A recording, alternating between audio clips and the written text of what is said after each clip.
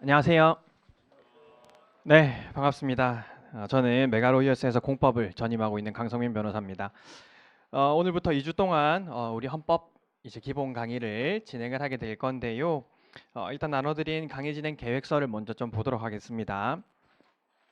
교재는 미리 알려드린 대로 교재가 위가 잘못 적혔네요. 헌법 사례형 연습이 아니라 헌법 엑기스 제2판이랑 헌법 엑기스 핸드북 제3판 이 두 권 모두 지참을 하셔야 됩니다. 그래서 헌법 엑기스 그리고 핸드북 두 권으로 강의를 진행을 할 거고요. 매일 강의는 월요일부터 토요일까지 2시부터 6시까지 4시간 정도 강의가 진행이 됩니다. 그리고 최대한 보강을 피하기 위해서 매일 5분에서 10분 정도 늦게 마칠 수 있습니다. 강의 진행 목차는 보시면 될 것 같고요. 자, 한 장 넘겨보시면 어쨌든 이 강의에서 이제 제가 여러분들과 함께 하고 싶은 것들을 좀 말씀을 드리자면은 지금 이제 우리가 이 강의를 통해서 여러분들이 변호사 시험 헌법을 이제 최종적으로 정리를 하셔야 되는 건 건데 사실 강의 자체가 헌법 이론 강의이다 보니까 여러분들한테 헌법 기본부터 헌법 실전까지 이제 좀 다 정리를 해 드려야 되겠다라는 부담감이 있습니다. 그래서 이제 애초에 이제 저의 계획은 그래요. 여러분들이 이 강의에서 저랑 기본 강의 진행하고 그다음에 변호사 시험 8회분의 선택형 문제 다 풀고 변호사 시험 8회분의 사례형 문제 다 풀고 그리고 이제 핸드북으로 정리하는 것까지가 이 강의의 최종적인 목표입니다. 그래서 이게 작년 기준으로는 하루에 이제 5시간 정도 강의를 진행을 했었는데 이제 올해는 이제 그 종합반이신 분들은 오전에 또 강의가 있으시고 단과이신 분들도 이 강의실이 또 뒤에 강의가 있다 보니까 좀 시간적인 한계가 있고요. 그래서 일단 강의 진행 자체는 기본적으로 3시간 정도 이제 여러분들이랑 이론 진도를 나갈 거예요. 이론 진도를 나가고 그리고 마지막 30분에는 그날 진도를 나갔던 부분에 대해서 핸드북으로 복습을 할 겁니다. 그래서 핸드북 최종 정리를 할 거고 그래서 작년 같은 경우에는 그 핸드북 강의를 녹음해가지고 들고 다니시는 분들도 있더라고요. 그래서 어쨌든 제가 그날 나갔던 부분들을 굉장히 빠르게 기본적으로 제 말 속도가 다른 변호사님들에 비해서 한 1.5배 정도 되는데 이제 마지막 핸드문 정리는 한 2.5배 정도의 속도로 굉장히 빠르게 정리를 해드릴 겁니다. 이제 그렇게 정리를 해드리고 나면은 여러분들은 돌아가셔가지고 제가 매일매일 사례형 문제를 나눠 드릴 거거든요. 근데 이거를 변호사 시험 본 시험 문제를 제가 그날 나갔던 진도에 맞춰서 진도별로 쪼갠 사례 문제를 나눠 드릴 겁니다. 거기에 제가 여러분들이 푸셔야 되는 시간도 적어 놓을 거고 그 다음에 답안지도 같이 드릴 거예요. 그래서 이 시간 지나고 나가시면은 아마 사례 문제랑 답안지가 비치되어 있을 텐데 돌아가셔서는 사례 문제 한번 꼭 써보시고 그 다음에 선택형 문제를 여러분들 오늘 진도 나갔던 부분만큼 풀어보시면 되는데 이 부분은 제가 여기서 같이 강의를 해드리면 좋겠지만 시간이 부족하다 보니까 이미 인강으로 찍어서 올려놨습니다. 그래서 아마 저기 그 어딥니까 데스크에 요청하시면은 그 이론 강의 듣는데 변호사 시험 본 시험 헌법 선택형 강의 좀 열어달라고 요청하시면 다 열어줄 거거든요. 그래서 그 강의를 들으시면서 선택형으로 복습을 하시면 되겠습니다. 어, 자, 그런데 이제 이 사례형이랑 선택형을 사실 이 변호사 시험 문제들만 풀어도 된다라는 취지로 제가 이야기하는 건 아닙니다. 근데 이제 최소한 변호사 시험 사례형만큼은 여러분들이 직접 다 손으로 써보자라는 거예요. 그러니까 모의 시험 문제들은 지금 뭐 모두 다 풀어보긴 여러분들이 부담감이 있죠. 그래서 뭐 시간을 정해서 목차만 써본다든지 키워드만 써본다든지 아니면 좀 중요한 문제들만 써본다든지 이렇게 하실 건데 변호사 시험 본 시험만큼은 여러분들이 엄격하게 시간을 재고 풀어봐야 될 필요가 있기 때문에 지금 이 시간을 통해서 변호사 시험 본 시험 문제는 다 풀 거고요. 그리고 다음 날 강의를 시작하면서 이제 제일 처음에 한 2, 30분 동안 제가 전날 나눠드릴 문제를 풀이를 해드릴 겁니다. 그래서 그걸 들으시면서 이런 부분들이 출제가 되었었구나라고 생각을 하시고 또 그러다 보면 여러분들이 출제가 안 된 부분들도 같이 좀 정리가 될 수 있겠죠. 그래서 변호사 시험 본 시험은 그렇게 정리를 할 거고요. 선택형도 사실은 그 변호사 시험 8회분뿐만 아니라 여러분들이 사법시험 최근 5개년 또는 뭐 모의시험 최근 몇 개년치를 조금 풀어보시면 좋을 것 같은데 이제 그 틀을 잡기 위해서 본 시험 문제만큼은 저랑 같이 좀 풀어보자라는 겁니다. 그래서 이것만 풀면 된다는 것은 절대 아닌데 아마 문제를 보시다 보면은 계속 문제가 출제가 됐던 부분들이 반복해서 출제가 되고 있다 이런 느낌들이 오실 거예요. 그래서 그런 중요한 선택형 문제들을 최소한 한 번은 정리하자라는 게 이 강의의 목표입니다. 그래서 아마 그 종합반이신 분들은 오전에 민사 기록까지 듣고 요거까지 다 하기에는 좀 부담이 된다라고 생각을 할 수도 있을 거는 같아요. 그런데 지금 이 시기에 여러분들이 강의를 하는 헌법을 잘 정리하시는 것이 결론적으로는 시간을 아끼는 겁니다. 그래서 선택형 나중에 풀어봐야지, 사례형 나중에 풀어봐야지, 뭐 경험을 해보신 분들은 아시겠지만 나중이라는 건 없어요. 우리 인생에 나중은 절대 없습니다. 절대 돌아오지 않는 시간입니다. 그렇기 때문에 지금 조금 무리스럽더라도 이제 일정을 맞춰서 하시면 좋을 것 같고, 특히 이제 종합반 아니시고 단과로 이제 제 강의 들으시는 분들은 이 12일 동안은 온전히 헌법에만 좀 집중을 하시길 바랍니다. 우리 변호사 시험이 7과목인데 12일 동안 한 과목에 집중을 한다라는 건 사실 굉장히 짧은 기간이에요. 그래서 이 기간 동안 뭔가 다른 것들을 볼 생각하지 마시고 헌법만 제대로 정리한다라는 생각으로 헌법 강의를 좀 들어보시면 좋을 것 같습니다. 자, 어쨌든 그렇고요. 자, 그리고 그 밑에 보면 이제 별표로 되어 있는데 이 사례형 시험에 대한 교차 채점이라고 되어 있습니다.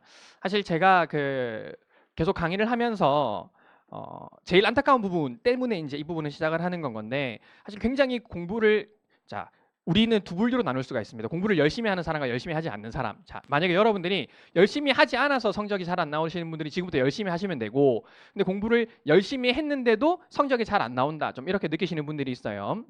이 변호사 시험이나 이런 좀 뭐 사법 시험도 마찬가지였었는데, 가장 큰 문제점이 뭐냐면은 내가 답안을 잘못 쓰고 있는데 그 답안을 왜 잘못 쓰고 있는지에 대한 교정을 받아보기가 어렵기 때문입니다. 그래서 이 사례형 시험에 대한 교차 채점은 이제 여러분들이 좀 스스로 좀 다른 사람들 걸 채점을 해보면서 채점자의 입장에서 좀 어떤 거는 점수를 줄 수 있고 어떤 거는 점수를 줄 수 없다, 이런 것들 스스로 좀 느껴보시기도 하고, 그 다음에 다른 사람한테 채점을 좀 받아보시면서 좀 최소한의 첨삭은 좀 받아보시면 좋겠다, 좀 이런 취지로 만든 겁니다. 그래서 이거는 뭐 등수를 내거나 그런 거는 아닙니다. 그리고 성적 자체가 뭐 객관적으로 산출되는 것은 아니지만 어쨌든 내가 다른 사람 답안지를 한번 봐보고 이 사람은 이렇게 답안을 작성하는구나, 혹은 이렇게 쓴 건 내가 점수를 줄 수 없겠구나 한번 느껴보시고, 그리고 이제 실제 여러분들이 쓴 답안도 최소한의 첨삭을 받아보시길 바라는 마음에서 사례형 시험에 대한 교차 채점을 하고 있는데, 이 시간 마치고 밖에 나가시면은 제가 이제 1년 번호를 밖에 붙여놨을 겁니다. 그 옆에다가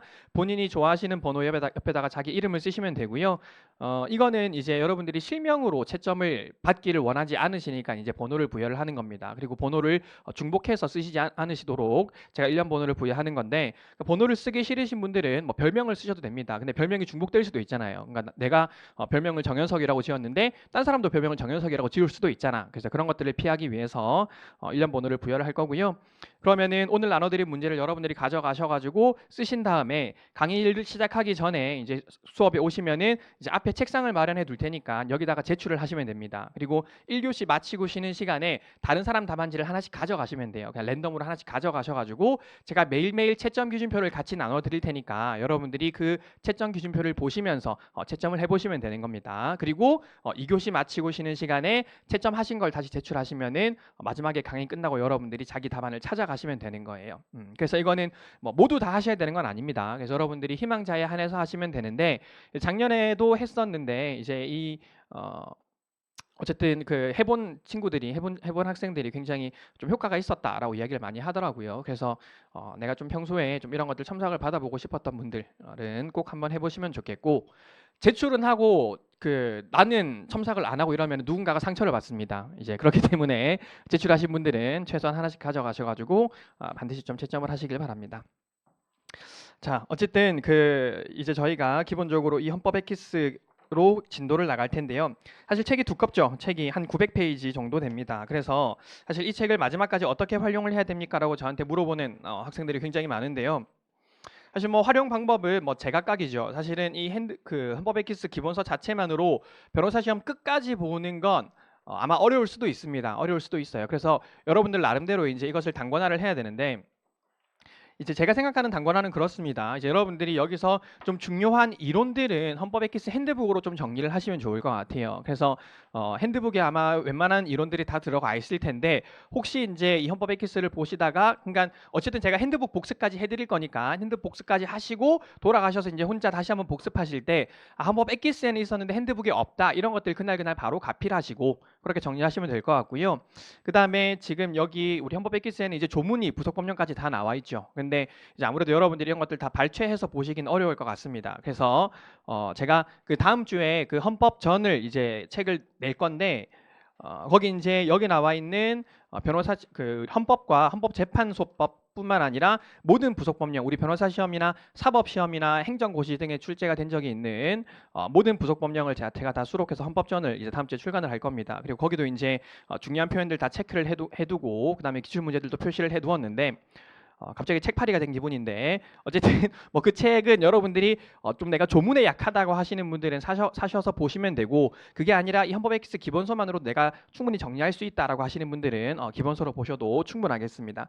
그래서 제가 생각하는 최종적인 이 책의 활용 방안은 판례집입니다. 판례집. 여러분들이 이 책을 통해서 그 해당하는 부분에 대한 판례를 찾아가는 연습들, 판례를 좀 읽으시는 연습들을 하시라는 취지로 이제 기본서를 보면 될 것 같고요. 어쨌든 좀 시기적으로 이제 7월에 기본 강의를 하다 보니까 좀 기본서로 강의를 할 수밖에 없는데, 여러분들 나름대로의 책 활용 방법을 좀 잘 고민을 해보시고 그럼에도 불구하고 좀 고민이 되는 부분들이 있다라고 하시는 분들은 저한테 질문을 해주시면 되겠습니다. 그래서 이 공부에 대한 질문이나 그 어떤 질문이든 거기 보시면 제 이메일 주소 적혀 있고요. 그 다음에 제 핸드폰 번호가 010-7444-0865번입니다. 그래서 카톡을 보내주시면은 제가 확인을 할 수 있는 대로 확인을 해서 여러분들에게 답변을 해드리도록 하겠습니다. 그래서 뭐 어떤 공부에 대한 질문도 괜찮고요, 문제 풀다가 질문 있는 것도 괜찮습니다. 그리고 간혹 가다가 이제 제 책이 아닌 다른 책으로 질문하시는 분들도 있는데 괜찮다라는 이야기예요. 뭐 꺼져라는 이야기가 아닙니다. 괜찮으니까 다른 책으로 질문하셔도 됩니다. 자, 강의는 그렇게 진행하도록 하겠습니다. 어쨌든 12회차인데요. 좀 빡빡할 겁니다. 이제 그 학생들 중에서 강성민 강의가 난 진짜 안 맞다라고 하시는 분들이 있는데, 강성민 강의가 진짜 안 맞는 1위가 뭐냐면은 강성민 강의를 듣고 나면 몸살이 난다라는 이유입니다. 그래서 여러분들이 이제 4시간 동안 제가 말이 빠르기도 하고 톤이 높기도 해서 이제 굉장히 좀 긴장된 채로 강의를 들으실 거예요. 물론 뭐 그래도 잘 수는 있습니다. 여러분들이 뭐 줄 수 있는 능력은 있으시니까 어쨌든 좀 긴장된 상태로 강의를 4시간 동안 진행을 할 거고, 복습도 많고 로드가 많기 때문에 좀 무리가 되실 텐데 여러 가지 약물들 잘 섭취하시면서 이 기간 동안 헌법을 좀 잘 정리를 해놓으면은 좀 다른 과목들을 공부하는데 부담이 좀 덜해질 수 있지 않을까, 좀 그렇게 생각을 합니다.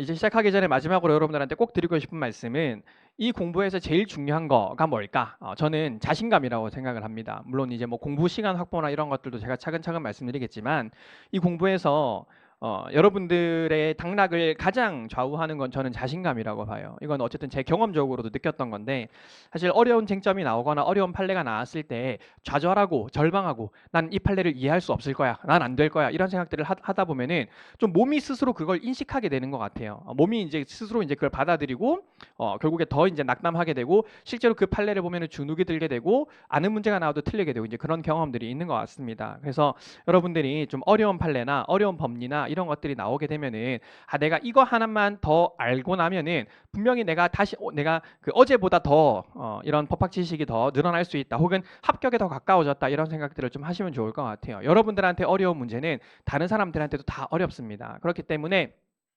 어려운 판례나 어려운 문제가 나왔을 때 더 자신감을 갖고 더 이제 그 마인드 컨트롤 잘 하셔가지고 좀 그 안에서 내가 이 문제를 더 잘 풀어내겠다, 이 판례를 더 잘 이해해내겠다, 좀 이런 마음을 가지셨으면 좋을 것 같습니다. 그래서 어쨌든 여기에 앉아 계신 여러분들이 기본적으로는 다 이제 똑똑하시고 이제 공부를 어느 정도 하셨던 분들이시기 때문에 자신감을 좀 회복을 하시고 자신감을 가지시고 공부를 하시면은 좋은 성적이 있을 거라고, 좋은 결과가 있을 거라고 생각을 합니다. 자, 그러면은 오늘은 헌법재판소법부터 보도록 하겠습니다. 우리 21페이지 특별심판 절차부터 보도록 하겠습니다.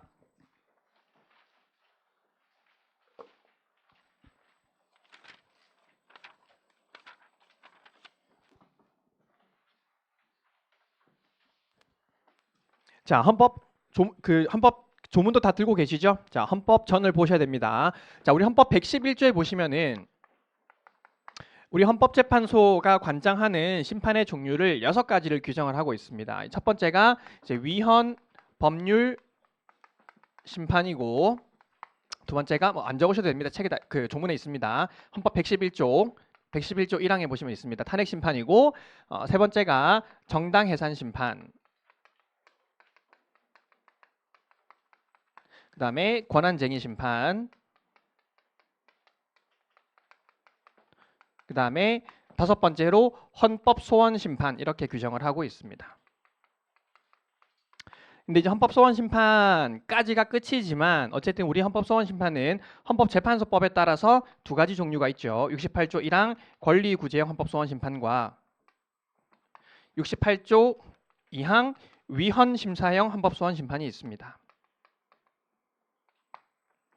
그러니까 사실 그 고유한 의미의 헌법소원심판이라는 건 이제 권리구제형 헌법소원심판이고, 이 위헌심사형 헌법소원심판은 여러분들 다 아시다시피 내가 위헌법률심판을 제기했는데 그 제청 신청이 기각되었을 때 나의 기본권을 구제하기 위해서 헌법재판소에 다시 한번 심판을 구하는 형태죠. 그래서 실질은 그 형식은 헌법소원심판이지만 실질은 위헌법률심판이다라고 우리가 이야기를 합니다. 그래서 이 총 6가지 종류의 헌법심판 종류가 있는데, 우리가 편제상으로는 이 탄핵 심판은 저기 국회 부분에 있습니다. 그래서 국회가 탄핵 소추권을 가지는 그 권한, 국회의 권한과 관련해서 탄핵 소추 절차와 심판 절차가 어떻게 되는지가 나와 있을 거고요.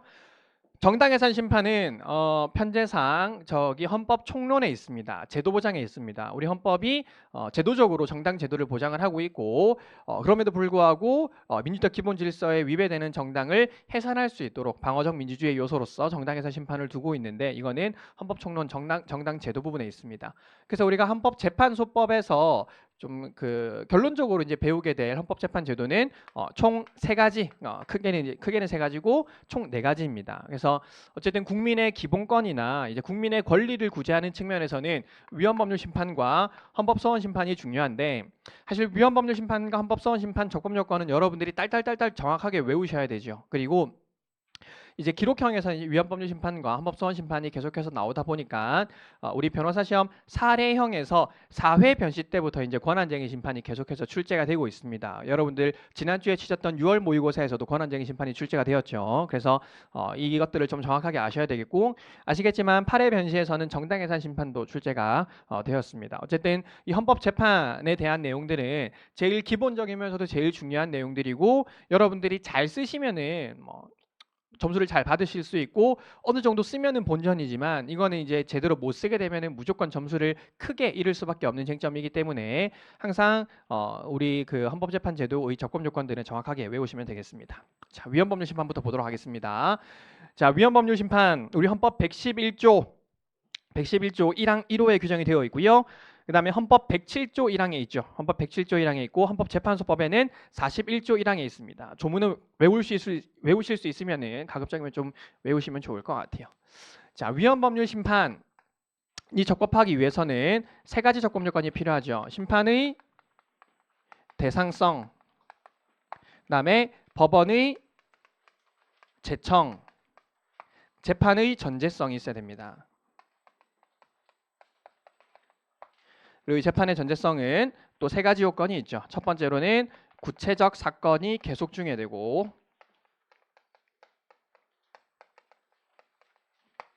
두 번째 우리가 다투고자 하는 그 법률 조항이 당해 사건에 적용되는 법률이어야 되고,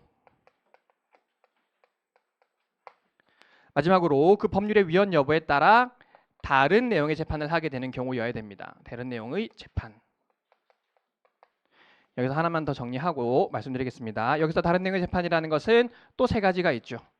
다른 내용의 재판이라는 건 주문이나 결론이 달라지는 경우, 즉 내가 패소를 할 뻔했는데 위헌 선언이 되는 바람에 승소할 수 있게 되었다. 그 다음에 결론이 달라지진 않지만 결론을 이끌어내는 이유가 달라지는 경우, 혹은 주문이나 이유가 달라지진 않지만 재판의 내용과 효력에 관한 법률적 의미가 달라지는 경우도 포함을 합니다.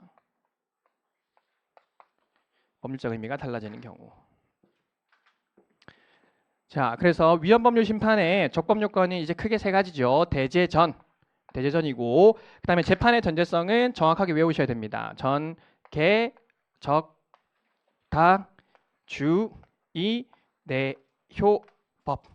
전개적다, 주의, 내효, 법. 전개적다, 주의, 내효, 법 정확하게 외우셔야 됩니다. 자, 하나씩 보도록 하겠습니다. 우리 위헌법률 심판이 그러니까 헌법재판소가 위헌법률 심판을 하기 위해서는 이 세 가지 요건을 갖춰야 되는데, 첫 번째 심판의 대상성. 심판의 대상성은 뭡니까? 말 그대로 우리가 헌법재판소가 심판을 해주는 것은, 즉 위헌인지 여부에 대해서 심판을 해주는 것은 뭐뿐이다? 법률뿐입니다. 따라서 심판의 대상성은 법률이어야 되고, 혹은 법률이 아니더라도 최소한 법률과 동일한 효력을 가지는 것이어야 되는 건 거죠. 이해되십니까? 자, 그러면은 법률과 동일한 효력을 가지는 것들 뭐 있습니까? 제일 대표적으로 뭐 있습니까? 그러니까 우리 그 성문법 아니더라도 예를 들어서 관습법 같은 거, 관습법도 법률과 같은 효력을 가지죠. 그럼 관습법도 당연히 위헌법률 심판의 대상이 될 거고, 그 다음에 대통령의 뭐 긴급 재정 경제 명령이라든지 뭐 이런 것들도 우리 헌법 조문에 보면은 법률과 동일한 효력을 갖는다라고 되어 있습니다. 또 대표적인 건 뭐 있겠습니까? 조약.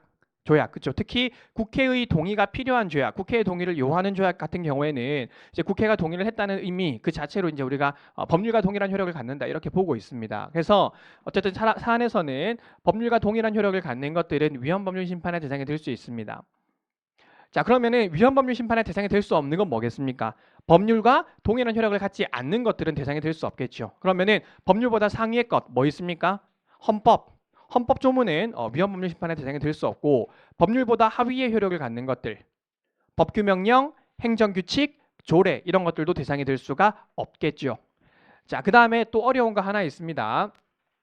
우리 심판의 대상이 될 수 없는 것 중에 제일 대표적인 것 또 하나 뭐냐면은 진정입법 부작입니다. 진정입법 부작위. 진정입법 부작위. 자, 우리가 입법 부작위라고 하면은 여러분들이 이제 공부를 하실 때는 입법 부작위는 진정입법 부작위와 부진정입법 부작위가 있어 이렇게 배우셨죠. 자, 진정입법 부작위라는 게 뭡니까? 입법부가 법률을 만들어야 되는데 법률을 아예 안 만든 게 진정입법 부작위입니다. 맞습니까? 자, 그러면은 이 진정입법 부작위는 위헌법률 심판의 대상이 왜 안 되겠습니까? 위헌법률 심판은 만들어져 있는 법률을 대상으로 헌법 심판을 하는 것인데, 진정입법 부작위는 아예 법률이 없는 거예요. 그렇기 때문에 얘는 위헌법률 심판의 대상이 될 수 없고, 자, 이 진정입법 부작위에 비교되는 부진정입법 부작위라는 게 뭐예요? 법률이 만들어지긴 했는데 불완전 불충분하게 만들어졌다라는 게 부진정입법 부작위죠. 자, 그러니까 예를 들면 이런 겁니다. 부진정입법 부작위, 그러니까 진정입법 부작위는 우리 지금은 관련법이 만들어졌지만 내가 연명치료를 중단하고 싶어. 연명치료를 중단하고 싶은데 이 연명치료를 중단할 수 있는 법률이 아예 없는 거예요. 그래서 이 연명치료를 중단하는 법률을 만들어 달라라고 요구하는 것은 진정입법 부작위에 대해서 다투는 건 거죠. 이해되십니까? 자, 그런데 예를 들어서 이제 우리 관련 법률에 보면은 근로자들 중에서 그 사업주가 제공한 교통수단을 이용한 사람, 사업주가 제공한 교통수단을 이용한 사람이 출퇴근하다가 다치면은 이 사람은 산재 보상을 받을 수가 있어요. 이걸 산재로 보는 겁니다. 자, 그러니까 이렇게만 규정이 있는데 지금 갑이라는 사람은 내 자전거로 출퇴근을 하다가 다쳐가지고 손가락이 절단이 됐어요. 내 자전거로 출퇴근하다가. 그럼 산재 보상을 받을 수가 있습니까? 없습니까? 받을 수가 없는 거죠. 왜? 관련 규정에서 사업주가 제공한 교통수단을 이용한 사람만 보상을 받을 수 있다고 되어 있으니까. 그러니까 얘 입장에서는 지금 어쨌든 자신을 보호하고 있지 않은 입법의 부작위를 다투고 싶은 것인데, 우리가 이런 경우는 법률이 아예 없는 경우라고 하지 않고 법률이 있긴 있는데 이 갑에 대한 부분이 빠져 있다. 즉 사업주가 제공한 교통수단을 이용한 사람은 보호하고 있고 그 외의 사람을 보호하고 있지 않다라고 해서 이제 이런 측면에서 우리가 이런 것들을 부진정 입법 부작위라고 이야기를 합니다. 이해되시죠? 자, 그런데 우리 헌법재판소는 부진정 입법 부작위는 말이 부진정 입법 부작위일 뿐이지 얘는 부작위가 아니라고 봐요. 그러니까 부진정이라는 말 자체가 이제 가짜라는 말이잖아요. 그렇죠? 그렇기 때문에 얘는 실제로는 작위입니다. 작위. 따라서 부진정입법 부작위가 문제가 되는 경우에는 항상 대상을 뭘로 삼아야 된다? 작위 부분, 만들어져 있는 법률을 대상으로 삼아야 된다라는 겁니다. 그럼 마지막으로 질문, 부진정입법 부작위는 위헌법률 심판의 대상이 될 수 있다 없다? 될 수 있다라는 거예요. 자, 다시 한번 그 질문을 해볼게요. 자, 이런 케이스를 한번 생각해 보십시다. 우리 근로기준법이 있어요. 자, 이 근로기준법은 이제 근로자, 그러니까 실질적으로 근로관계에 종사하는 자들을 보호하기 위한 내용들을 담고 있습니다. 그렇죠? 그렇기 때문에 이 실질적으로 내가 근로자가 아닌, 실질적 근로관계 종사자가 아니라고 볼 수 있는 사람, 노무를 제공하는 사람이 아니라고 볼 수 있는 사람들은, 그런 사람이 아닌 사람들은 근로기준법에 의한 보호를 못 받죠. 자, 그런데 이 근로기준법에는 그런 실질적인 근로자성이 인정이 되는 사람들만 보호를 하고 있는데 이 갑이라는 사람은 캐디예요, 캐디. 그래서 우리가 이 캐디 같은 사람을 특수 형태 종사자라고 얘기를 하고 있는데 그러니까 완전히 뭐 누구한테 종속돼서 이제 근무하는 형태거나 그런 형태는 아닌 겁니다. 그런데 갑이 이 캐디가 이 근로기준법이 나를 보호해주지 않는 것을 다투는 거예요. 나를 보호해주지 않는 거. 자, 그러면은 이 캐디가 근로기준법이 나를 보호해주지 않는 부진정 입법 부작위에 대해서 뭐 위헌법률 심판이라든지 뭐 헌법 소원을 제기했다고 생각해 보십시다. 자, 그러면은 그냥 쉽게 위헌법률 심판을 제청 신청했을 때 여기에 대해서 이게 심판의 대상성이 인정이 되겠느냐의 문제. 자, 우리가 이렇게 부작위 문제가 나오면은요, 이제 부작위가 대상이 되는지 문제가 나오면은 일단 여러분들이 제일 처음 판단하셔야 되는 게 이게 진정입법 부작위인지 부진정입법 부작위인지를 구분을 하셔야 됩니다. 그래서 만약에 이게 부진정입법 부작위라면 대상이 될 수 있어요. 그런데 이게 부진정입법 부작위가 아니라 얘를 위해서 아예 별도의 법률을 만들어줘야 되는 형태의 진정입법 부작위로 해석을 할 수가 있다면 이것은 이 지금 얘가 결국 궁극적으로 다투는 것은 새로운 법률을 만들어 달라고 하는 진정입법 부작위로 볼 수 있기 때문에 그때는 이 위헌법률 심판 제청 신청은 부적법할 수 있다라는 거예요. 그래서 위헌법률 심판과 68조 2항과 68조 1항에서 입법 부작위 문제가 나오면 여러분들이 제일 먼저 판단하셔야 되는 것은 이게 진정입법 부작위를 다투는 것인지 부진정입법 부작위를 다투는 것인지를 구분을 하셔야 된다는 겁니다. 이거는 8회 변호사 시험 선택형 문제인데 결론적으로 이 판례에서는 헌법재판소가 이 특수형태 근로 종사자는 근로기준법에 의한 보호를 받지 못하고 아예 이제 별도의 새로운 법률을 만들어서 보호를 해야 되는 것이기 때문에 갑이 주장하는 것은 진정입법 부작위를 다투는 것이고 따라서 이런 형태의 68조 2항 헌법소원 위헌법률 심판 제청 신청은 부적법하다라고 봤던 겁니다. 자, 어쨌든 심판의 대상성은 이제 법률이어야 됩니다. 자, 그런데 이 법률 또는 법률과 동일한 효력을 가지는 것이어야 되고 또 하나는 뭐냐면 유효한 법률이어야 됩니다. 유효한 법률. 그러니까 이 법률 조항이 현재 시행 중이어서 유효해야만 다툴 실익이 있겠죠. 따라서 시행 후 폐지된 법률, 시행 후에 폐지된 법률은 원칙적으로 대상이 될 수 없는데 예외적으로 대상이 될 수 있는 두 가지 경우가 있습니다. 어쨌든 이 법률 조항이 나의 기본권을 침해하는 경우 어떤 방식으로? 첫 번째, 개정법 부칙 등에 의해서 계속 적용되고 있거나 거기 책에 몇 페이지에 있습니까? 거기 22페이지에 있습니다. 22페이지에 반가로 2번에 그러니까 시행 후 폐지된 법률이라고 하더라도 이 법률 조항이 개정법 부칙 등에 의해서 계속 적용되고 있거나 혹은 그렇지 않더라도 나의 기본권을 계속 침해하고 있는 경우에는 현재 유효한 법률이 아니더라도 시행 후 폐지된 법률이라고 하더라도 심판의 대상성이 인정이 될 수 있습니다. 제일 대표적인 게 뭐냐면은요. 이건 이제 기록형 대비용으로도 여러분들이 알아놓으셔야 되는 건데 제일 대표적인 쟁점 두 가지가 있습니다. 첫 번째가 우리 형사법에서 행위시법주의 원칙입니다. 행위시법주의 원칙. 그러니까 국법과 신법이 있을 때 우리 형사법의 대원칙, 형사처벌에 근거가 되는 법률은 뭡니까? 행위시법이죠. 그러니까 신법이 나한테 유리하지 않은 이상 원칙적으로 행위시법이 대상이 되는 겁니다. 따라서 내가 이 시기에 행위를 했다면은 이 법률 조항이 국법이 되고 재판을 할 당시에 이게 신법이라고 하더라도 국법이 여전히 나의 사건에 적용되고 있기 때문에 행위시법주의가 문제가 되는 경우에는 시행 후 폐지된 법률, 즉 국법이 대상이 되는 경우가 있을 수가 있습니다. 또 두 번째, 거의 같은 법리입니다. 처분의 위법성 판단 시기죠. 처분의 위법성 판단 시기. 우리가 행정소송에서 처분의 위법성을 판단하는 시기도 행정처분시를 기준으로 판단하기 때문에 만약에 이때 행정처분이 있었다면은 이후에 법이 개정이 되었다고 하더라도 처분이 적법한지 위법한지는 결국에는 그 당시 법률을 기준으로 판단할 수밖에가 없겠죠. 그래서 이런 경우에도 우리가 위헌법률 심판을 제청 신청한다면 국법을 대상으로 위헌법률 심판을 해야 되는 겁니다. 자, 이해되셨죠? 그래서 이 위헌법률 심판에서 심판의 대상성은 법률이 나오는 경우에는 뭐 굳이 여러분들이 논해줄 일이 없습니다. 아무것도 문제되지 않아요. 그러니까 문제되는 것은 법률이 아닌 것들, 법률과 동일한 효력을 가지거나 법률보다 상위, 법률보다 하위의 효력을 가지는 것들이 문제가 되고 혹은 현재 시행 중이 아닌 법률 이런 것들이 대상성에서 문제가 될 수 있습니다. 자, 두 번째 요건, 위헌법률 심판. 헌법재판소가 위헌법률 심판을 하기 위해서는 법원의 제청이 있어야 됩니다.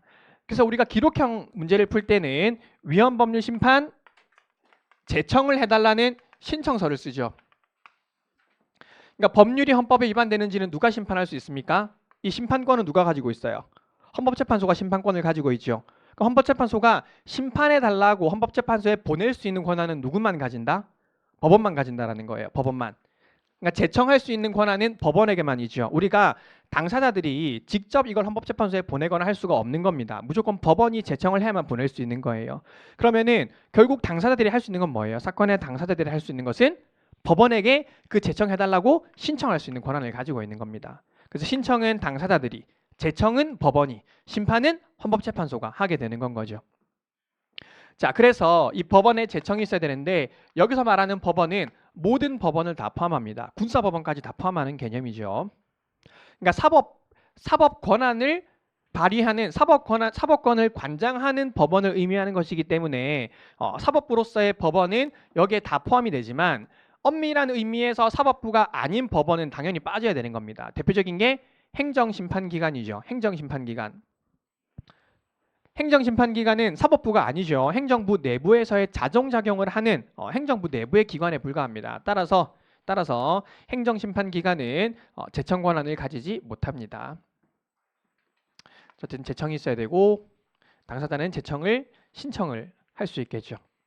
자, 여기서 또 문제가 되는 것이 제청 신청권자가 누구냐인 겁니다. 우리가 지금 제청을 할 수 있는 권한은 법원에게만 있다라고 봤는데 그럼 이 제청을 해달라고 신청할 수 있는 권한은 누구에게 있다? 당해 사건의 당사자에게만 있습니다. 이 위헌법률 심판은 조금 이따가 배우실 거고 또 알고 계시겠지만 우리가 구체적 사건이 계속 중일 때 그 계속 중인 사건에서 지금 당해 사건에 적용되는 이 법률 조항 위헌이에요라고 다투는 거잖아요. 따라서 이 제청 신청을 할 수 있는 것은 당해 사건의 당사자만 할 수 있는데 자, 그러면 민사소송이면 누구 할 수 있다는 겁니까? 원고도 할 수 있고 피고도 할 수 있어요. 그 다음에 형사소송이면은 피고인도 할 수 있고 안 하겠지만 당연히 검사도 할 수 있습니다.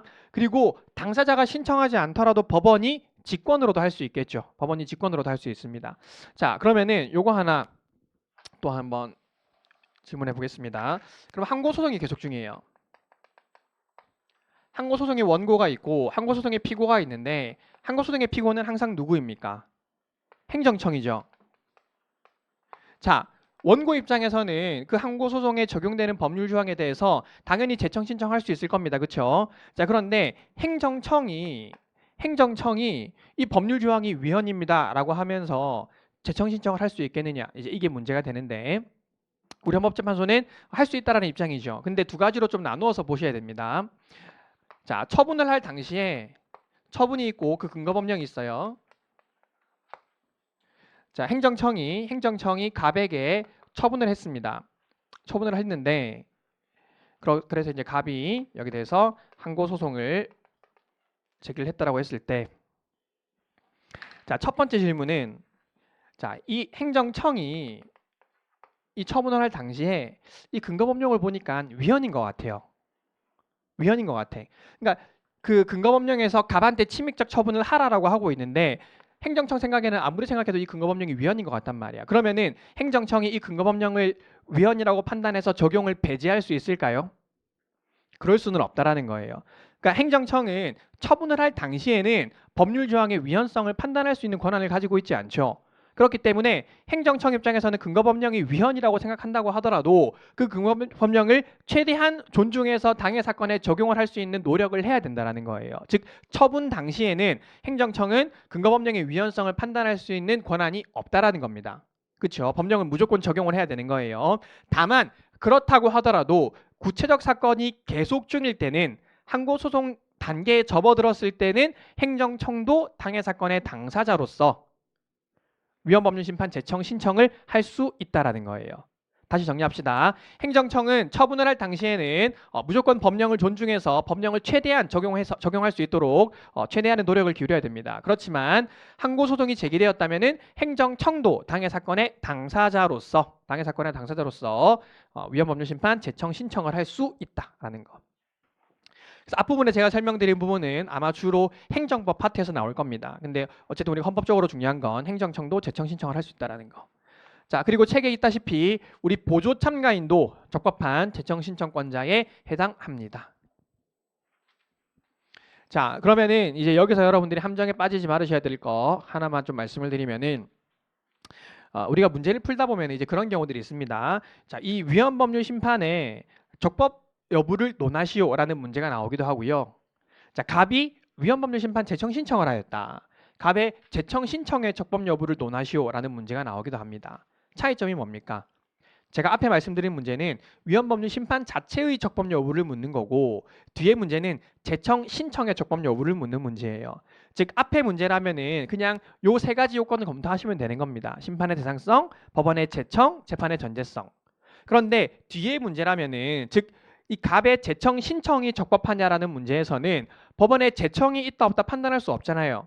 이제서야 내가 제청 신청해달라고 하는 건 건데, 그래서 제청 신청이 적법하냐에 대한 문제에서는 여러분들이 법원의 제청이 있었냐 없었냐를 따지는 것이 아니라 이 갑이 적법한 제청 신청권자인지를 따져 보셔야 된다는 겁니다. 그래서 그 위헌법률 심판의 적법 여부는 법원의 제청이 적법 요건이고, 위헌법률 심판 제청 신청의 적법 요건으로서는 적법한 제청 신청권자여야 된다는 거, 그거 두 개를 좀 구분하셔가지고 문제를 푸시면 좋겠습니다. 실제로 우리 모의고사에도 이런 식으로 출제가 된 적이 있습니다. 자, 세 번째 요건, 재판의 전제성이 있어야 되는데요. 자, 어쨌든 이 위헌법률 심판 자체는 어떤 구체적 사건이 계속 중일 때 그 사건에 적용되는 법률 조항을 다투어서 그 법률 조항이 위헌으로 선고되면은 내가 그 재판에서 이길 가능성이 있어야 되는 건 거잖아요. 자, 여기서 말하는 재판의 의미는 모든 재판을 포함합니다. 모든 재판. 따라서 판결, 결정, 명령 다 총괄하는 거죠. 판결, 결정, 명령을 다 포괄하고, 뿐만 아니라 뭐 종국 재판이든 중간 재판이든 뭐 형식 재판이든 가리지 않고 모든 형태의 재판이 포함이 됩니다. 따라서 판결, 결정, 명령 다 포함되니까 뭐 무슨 결정, 무슨 결정 이런 것들도 당연히 우리 재판의 전제성에서 말하는 재판에 포함이 됩니다. 구체적 사건이 계속 중해야 되는데, 여기서 그 구체적 사건이 계속 중인 것은 두 가지 쟁점이 있습니다. 첫 번째 쟁점은 구체적인 사건이 책에 있죠. 적법하게 계속 중해야 됩니다. 적법하게 계속 중해야 된다. 그러니까 애초에 부적법한 소송이 제기된 경우에는 우리 헌법재판소가 재판의 전제성을 인정을 해주지 않습니다. 자, 예를 들어서 제일 간단한 거 하나 먼저 얘기를 해볼게요. 자, 행정청이 갑에게 A 처분을 내렸습니다. 그러니까 이 A 처분의 근거는 뭐 A 법이라고 해봅시다. 자, 그래서 이 갑이 A 처분에 대해서 그러니까 이 A 처분은 뭐 1월 1일에 있었다고 치면은 갑이 A 처분에 대해서 6월 1일에 취소 소송을 제기를 했습니다. 6월 1일에 취소 소송을 제기하면서 이 근거 법령에 대해서 위헌법률 심판 제청 신청을 한 거예요. 자, 그러면은 이게 우리 그 재판의 전제성을 갖추었느냐에 대한 문제가 나오면은, 재판의 전제성은 구체적 사건이 계속 중해야 되고 당해 사건에 적용되는 법률 조항해야 되고 다른 내용의 재판을 하게 되는 경우여야 되는데, 이 계속 중이 적법하게 계속 중해야 되는데 지금 어떻습니까? 우리 행정법에서 항고소송에서 취소소송은 처분이 있음을 안날로부터 90일 이내에 제기해야 되는 건 거잖아요. 그런데 이것은 이미 90일이 도과된 상태에서 취소소송을 제기한 거죠. 따라서 구체적 사건이 적법하게 계속 중이 아니어서 이 사건은 이 위헌법률 심판 제청 신청은 부적법합니다. 자, 또 하나. 자, 우리 국가공무원법에 보면은 뭐 여러 가지 당연퇴직 사유들을 규정을 하고 있습니다. 당연퇴직 사유. 자, 갑이라는 사람이 집행유예 이상의 범죄를 저지르는 바람에 어쨌든 당연퇴직 사유에 해당하게 되었습니다.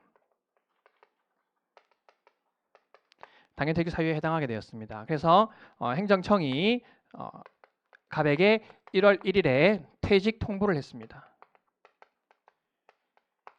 퇴직 통보를 했어요. 그래서 갑이 이 퇴직 처분에 대해서 이 퇴직 처분이 나의 기본권을 침해한다라고 주장을 하면서 2월 1일에 취소 소송을 제기하면서 이 당연퇴직 조항에 대해서 위헌법률 심판 제청 신청을 했습니다. 자, 요거는 적법합니까? 부적법합니까? 자, 구체적 사건이 계속 중해되는데 적법하게 계속 중해됩니다. 맞습니까? 자, 적법하게 계속 중해란 말은 취소 소송에 적법 요건을 갖춰야 된다라는 이야기죠. 다시요. 우리가 위헌법률 심판에서 말하는 구체적 사건 계속 중, 이 계속 중이 적법하게 계속 중요해야 된다는 것은 당의 본안 소송 자체가 적법 요건을 갖춰야 된다는 것인데 여기서는 어떤 적법 요건이 문제가 되겠습니까? 우리 취소 소송의 적법 요건 중에서 대상 적격이 문제가 되겠죠. 대상 적격. 이 대상 적격 항고 소송의 대상 적격은 처분만이 대상이 되는데 여기서 말하는 처분은 그 행정청이 행하는 구체적 사실에 관한 법 집행으로서의 공권력의 행사, 즉 갑에게 국민의 권리 의무에 영향력을 미치는 공권력의 행사만 우리가 처분성을 인정을 하고 있는데 여기서 갑이 당연퇴직하게 된 이유는 이 통보 때문입니까? 법률 조항 때문입니까? 법률 조항에 의해서 갑은 당연히 퇴직을 하는 것이고 이 퇴직 통보 조항은 관념의 통지에 불과해요. 처분이 아닙니다. 얘는. 그렇죠? 단지 관념의 통지, 사실을 알려주는 관념의 통지에 불과하기 때문에 처분성이 없고 이 처분이 아닌 것을 대상으로 취소 소송을 제기를 했기 때문에 이 소송 자체가 애초에 부적법하고 따라서 이 위헌법률 심판은 적법하게 계속 중인 사건이 아니어서 재청 신청이 부적법하게 되는 겁니다. 이해되십니까? 행정법 시간은 아니지만 어려운 얘기 하나만 또 해볼까요? 이거는 어려우니까 모르셔도 됩니다. 자, 그러면은 내가 이 당연퇴직 사유에 해당해서 퇴직 통보를 받았습니다. 그러면은 내가 이 퇴직을 다툴 수 있는 방법은 뭐가 있을까요? 나 퇴직하지 않았다라고 다툴 수 있는 방법. 행정법적으로 다툴 수 있는 방법. 우리 행정소송에는 종류가 4가지가 있죠. 행정소송의 종류, 항고소송 말고 행정소송의 종류에는 항고소송이고 그러니까 취소, 무효, 부작위 항고소송이 있고 당사자 소송이 있고 민중소송, 기관소송이 있습니다. 자, 그런데 이건 지금 처분이 아니니까 항고소송으로는 다툴 수가 없잖아요. 그렇죠? 그러면 두 번째로 생각해 볼 수 있는 거 당사자 소송이죠. 당사자 소송. 당사자 소송은 우리가 법률 관계를 다투는 거잖아. 법률 관계. 그러면은 갑의 입장에서는 뭘 다툴 수 있겠습니까? 나의 공무원 지위의 존재의 확인을 구하는 형태의 당사자 소송을 제기할 수 있겠죠. 공무원 지위가 존재한다라는 확인 소송을 제기할 수 있습니다. 이 소송의 형태는 당사자 소송이고 그럼 이 당사자 소송을 제기하면서 이 근거법률 그 당연퇴직 사유에 대해서 위헌법률 심판 재청 신청을 하면은 이거는 적법할까요? 부적법할까요? 자, 적법 요건 한번 따져봅시다. 심판의 대상성, 법원의 재청, 재판의 전제성이 있어야 되고 재판의 전제성은 구체적 사건 계속 중, 당해 사건의 적용, 다른 내용의 재판을 하게 되는 경우여야 되는데 자, 첫 번째, 심판의 대상성 있습니까? 국가공무원 법이잖아. 심판의 대상성 있죠. 법원의 재청이 있다고 넘어가십시다. 재판의 전제성이 있어야 되는데 구체적 사건이 적법하게 계속 중입니까? 어때요? 지금 공무원 지위 존재 확인을 구하는 당사자 소송 자체는 적법합니다. 그렇기 때문에 구체적 사건 적법하게 계속 중이고 당해 사건에 적용되는 법률 조항입니까? 지금 저 조항 때문에 내가 당연퇴직 당했고 그래서 내가 여전히 공무원 지위에 있다라는 걸 다투고 있는 거니까 당해 사건에 적용되는 법률 조항이에요.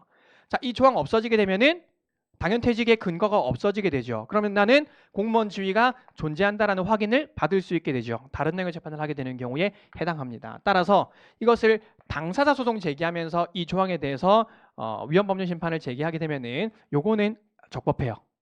이해되십니까? 이건 좀 어려운 문제이긴 합니다. 자, 어쨌든 구체적 사건이 적법하게 계속 중해야 된다. 자, 그 다음에 여기서 이제 계속 중은 언제까지 계속 중해야 됩니까? 헌법재판소가 결정을 내릴 때까지 계속 중해야 됩니다. 헌법재판소의 결정시까지. 근데 크게 문제 안 되죠. 왜 그렇습니까? 우리 헌재법에 따르면은 위헌법률 심판을 법원이 제청하게 되면은 당의 재판이 정지된다라는 조문이 있기 때문에 일단 재판이 정지되기 때문에 위헌법률 심판의 결정시까지 계속 중인 요건은 크게 문제가 되지 않습니다. 자, 두 번째 당해 사건에 적용되는 법률 조항해야 됩니다. 그래서 기본적으로 당해 사건에 직접 적용되는 법률 조항해야 되는데 당해 사건에 간접 적용되는 법률의 경우도 간접 적용된다라는 게 예를 들면 이런 겁니다. 우리가 A 법이 있고 이 A 법에 의해서 처분이 내려졌으면은 이 처분에 대해서 내가 항고 소송을 제기를 했으면은 이 법률 조항은 결국 이 처분의 직접적인 근거가 된 것이기 때문에 이 A법은 당해 사건에 직접 적용되는 법률 조항이죠. 자, 그런데 만약에 A법이 있고 이 A법에 근거한 법규 명령이 있고 그 명령에 근거해서 내가 처분을 받았다면은 그래서 여기 대해서 항고 소송을 제기를 했다면 이 사건 법률 조항은 이 사건 처분의 직접적인 근거 조항이라고 볼 수는 없는 겁니다. 그런데 적어도 이 법에 근거해서 명령이 만들어졌고 그 명령에 따라 처분이 내려졌기 때문에 우리가 이런 형태로 되어 있는 것을 A법이 간접 적용되는 법률 조항이다라고 이야기를 합니다. 그리고 A법이 위헌이 선고되면은 당연히 그 하위법인 명령도 당연히 위헌이 되겠죠. 그래서 간접 적용되는 법률 조항이라고 하더라도 키워드입니다. 양규범 사이에 내적 관련성이 인정되는 경우, 양규범 사이에 내적 관련성이 인정되는 경우에는 간접 적용되는 법률 조항도 다툴 수가 있습니다. 그게 아니라면은 원칙적으로 당해 사건에 적용되는 법률 조항이 아닌 경우에는 재판의 전제성이 없습니다. 됐습니까? 마지막으로 다른 내용의 재판을 하게 되는 경우여야 되는데 우리 케이스에서는 대부분 결론이 달라지는 경우입니다. 내가 패소 판결 받을 뻔했는데 승소하게 되었다거나 유죄 판결 받을 뻔했는데 무죄 받게 되었다거나 이 처분이 취소되게 된다거나 이제 그런 경우에 우리가 다른 내용의 재판을 하게 된다라고 이야기를 합니다. 결론을 이끌어내는 여기 왜 여기다 안 했을까? 결론을 이끌어내는 이유가 달라지는 경우는 그러니까 결론은 달라지지 않더라도 이유가 달라지는 경우인데 뭐 그런 경우는 사실 잘 없습니다. 그 다음에 3번 재판의 내용과 효력에 관한 법률적 의미가 달라지는 경우도 굉장히 애매하기 때문에 실제로 이렇게 결정 내리는 경우는 잘 없습니다. 그래서 답안을 쓰실 때는 요거 3개 다 쓰셔야 되겠지만 결론적으로는 거의 다 결론이 달라지는 경우를 다투는 것이다 라고 이해를 하시면 될 것 같아요. 책 보시면서 추가적으로 정리하도록 하겠습니다. 자, 22페이지 보시면 자, 심판의 대상은 법률이죠. 법률입니다. 그래서 간혹 가다가 이제 나중에 얘기할게요. 자, 법률이고 그다음에 유효한 법률이어야 됩니다. 그래서 둘째 줄에 보시면 시행 후 폐지된 법률은 원칙적으로 부적합하지만 동그라미 1, 2번처럼 계속 적용되거나 계속 침해하고 있는 경우에는 다툼의 대상이 될 수 있다. 중간중간에 작은 박스로 변3 이렇게 되어 있는 것은 선택형 지문에 나왔다는 표시입니다. 선택형 지문에 나왔다는 표시로 보시면 될 것 같아요. 그래서 헌법재판소 결정내 보시면 제목만 보시죠. 시행된 적도 없이 폐지된 법률, 시행된 적도 없이 폐지된 법률. 당연히 전제성이 인정이 되지 않겠죠. 애초에 시행도 안 됐으니까. 그 다음에 위헌 결정에 선고된 법률도 효력을 상실하기 때문에 위헌 결정으로 효력을 상실하기 때문에 대상이 될 수 없습니다. 자, 중요한 건 이제 법률의 해석, 한정위헌 청구를 할 수 있겠느냐의 문제이고 5회 변호사 시험에 이미 출제가 된 문제입니다. 자, 한정위헌과 관련된 쟁점은 크게 2가지가 있습니다. 한정위헌 결정의 기속력을 묻는 문제가 있고 한정위헌 청구를 할 수 있겠느냐 하는 문제가 있습니다. 한정위헌 결정의 기속력은 조금 이따가 배울 건데 40페이지에 있습니다. 그 2개는 좀 비교해서 유의하시고 한정위헌 결정은 헌법재판소가 하는 거고요. 한정위헌 청구는 헌법재판소가 아닌 일반 국민 당사자들이 애초에 청구를 한정위원회 형태로 구할 수 있겠느냐의 문제인 건 거죠. 자, 우리 헌법재판소는 이제 과거에는 한정위헌 청구가 원칙적으로 부적법하다라고 봤는데 지금은 원칙적으로 적법하다라고 보고 있습니다. 다만 오른쪽에 하나, 둘, 셋, 4번째 줄에 다만 이하를 답안에 쓰셔야 됩니다. 한정위헌 청구 쟁점 나오면 뭐 이미 출제가 되긴 했지만 원칙적으로 적법하다 끝 이게 아니라 원칙적으로 적법한데 어떤 경우에는 부적법하다? 유의미한 헌법적 주장 없이 단지 재판 결과를 다투는 것들은 부적법하다라는 거예요. 즉 단순히 법률 조항의 포섭이나 적용의 문제를 다투거나 의미 있는 헌법 문제에 대한 주장 없이 단지 재판 결과를 다투는 헌법소원심판 청구는 여전히 허용되지 않는다라고 하고 있습니다. 요거까지 쓰셔야 됩니다. 이제 유의미한 헌법적 주장 없이 단지 재판 결과를 다투는 것은 허용되지 않는다. 대법원은 한정위헌 결정의 기속력도 부정하고 있기 때문에 한정위헌 청구 당연히 부적법하다라고 보고 있습니다. 밑에 판례 한번 보시면 자, 여러분들 형법에서 수뢰죄의 주체는 누구만 될 수 있습니까? 공무원만 될 수 있죠. 공무원만 될 수 있습니다. 그래서 공무원이 아닌 자는 수뢰죄의 주체가 될 수 없는데 여기 보시면 이 제주특별자치위원을 공무원으로 의제해서 처벌을 하고 있는 거예요. 이 사람은 공무원도 아닌데 내가 이 제주특별자치의 심의위원으로 위촉되었다는 이유만으로 내가 돈을 받게 되면 이제 수뢰죄로 이제 의제해서 처벌을 하고 있는 겁니다. 그래서 이 사건 조항에 대해서 이 사람이 헌법소원을 제기했습니다. 이 제주특별자치심의위원을 수뢰죄에 적용된다고 해석하는 한 헌법에 위반된다라고 주장을 했습니다. 자, 그러면 이 사람은 지금 한정위원 청구를 하고 있는 것인데, 자, 이 한정위원 청구가 적법한가? 이 사람의 주장에 어떤 유의미한 헌법적 주장이 담겨져 있습니까? 수뢰지의 주체는 공무원만 되는데 공무원이 아닌 사람까지 포함하게 되면은 우리 죄형법정주의의 무슨 원칙? 유추해석 금지 원칙에 위반된다라는 주장이 있는 건 거잖아요. 따라서 우리 헌법재판소가 이 한정위원 청구는 적법한 한정위원 청구다라고 보고 있는 거예요. 자, 그런데 그 밑에 판례는 우리 국가보안법에 보면은 이제 반국가 단체를 찬양하거나 이제 이렇게 하면은 처벌을 하고 있죠. 자, 근데 이 사람이 국가보안법 위반으로 이제 기소가 됐습니다. 이제 북한을 찬양했겠죠. 자, 그러니까 한정위원 청구를 했습니다. 반국가 단체에 북한이 포함되는 것으로 해석하는 한 헌법에 위반된다라고 주장을 하고 있는 거예요. 어떤 유의미한 헌법적 주장이 담겨져 있습니까? 아무것도 없다라는 거예요. 단지 북한이라는 나라가 반국가 단체에서 빠지게 되면은 이 사람이 처벌을 안 받는 그런 재판 결과를 다투는 형태에 불과하기 때문에 반국가 단체에 북한이 포함되지 않는다라는 형태의 한정위원 청구는 부적법한 한정위원 청구다라고 했습니다. 자, 넘어가시고 그다음에 법률과 동일한 효력을 가지는 긴급명령, 재정경제명령, 조약, 관습법 다 당연히 대상이 됩니다. 자, 입법부작위는 거기 이제 진정입법부작위와 부진정입법부작위 설명을 해놨고 오른쪽에 두 번째 문단 봅시다. 진정입법부작위는 말 그대로 법률이 아예 없는 것이기 때문에 진정입법부작위를 대상으로 위헌 법률 심판으로 다툴 수는 없고 부진정입법부작위는 만들어져 있는 법률이 있기 때문에 그 법률을 대상으로 위헌 법률 심판을 할 수 있습니다.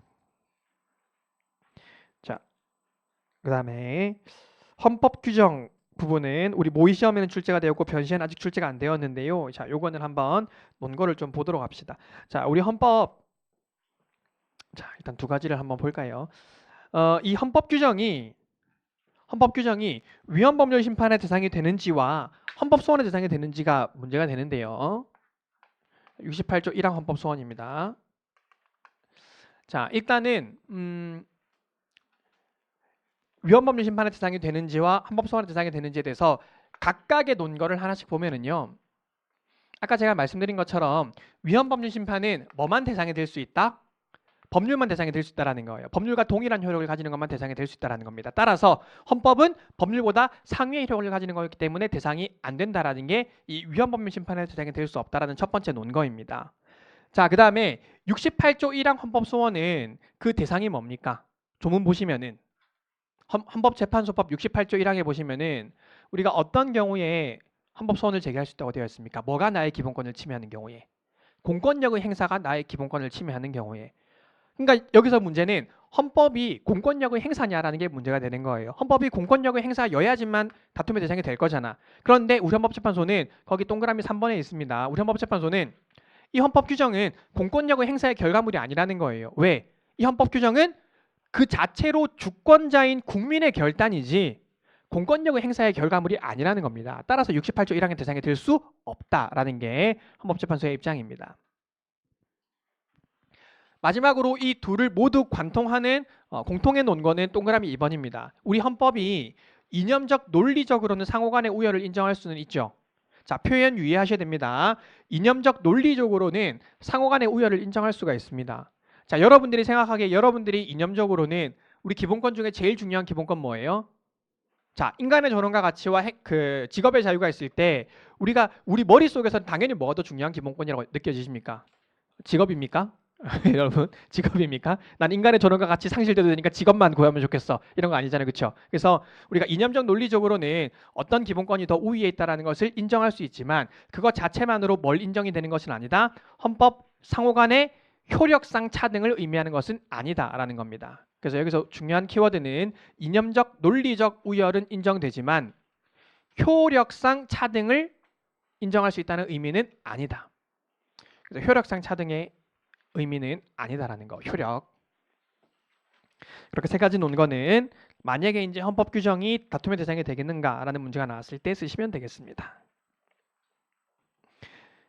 명령규칙 조례는 법률 하위의 효력을 가지는 것이니까 대상이 될 수가 없죠. 자, 그 다음에 그 밑에 그 당구장 표시 있는 윤실헌법상 긴급조치는 858페이지 체크해 놓으시고 나중에 보겠습니다. 858페이지 체크해 놓으시고 나중에 보겠습니다. 858페이지. 자, 법원에 제청이 있어야 되는데 자, 법원의 제청권자는 법원입니다. 그래서 법원에 제청이 있어야 되고 오른쪽에 보시면 법원에는 수소법원, 집행법원, 군사법원 다 포함이 되지만 행정심판기관은 법원이 아니다. 나번의 제청의 요건은 이미 3회 변호사 시험에 출제가 되었습니다. 자, 법원이 어떤 경우에 제청을 해야 되겠는가의 문제입니다.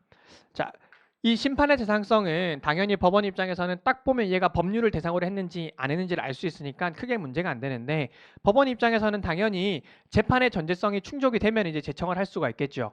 자, 문제는 법원이 재판의 전제성이 충족이 되면은 무조건 제청을 해야 되는가, 제청을 안 할 수도 있겠는가의 문제인 겁니다. 예를 들어서 그렇게 생각해 보십시다.